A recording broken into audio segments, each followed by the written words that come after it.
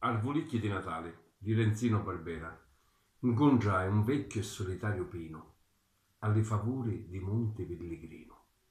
Lo sai, mi disse, che fazzo per Natale? A chiano santuario per priare, che ogni giorno finissero patire l'innocente picciriddi da una razza, che l'uomo, giusto per Natale, ammazza. Come fu Cristo, li vestino del re, stiggi, cannili, baggi colorati, l'affugano con nivi di cottone e li portano alle regge di Pilato, onne, alla grasta di crita crocifissi, aspettano la morte per giornate, con le braccia che cercano lo cielo, mentre lo cuore cerca i ricordi di matine passati in talo canto, di passeri, cicali e di rovento.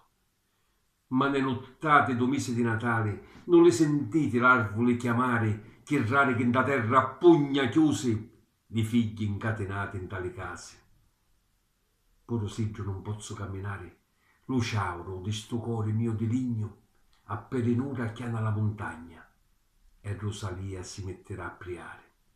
Santuzza, dice a Gesù di ritornare su per la terra fatto come pino, un pino nico nico, tutto d'oro, dalle braccia della Madonna Terra, con lo cielo intorno come un manto. Nuvole e cielo fanno San Giuseppe, sotto la grotta dell'arcobaleno. Angeli sono rose e gelsomini, e pippastura, ficorini e alivi. I magi, aranci, limone e mannarini.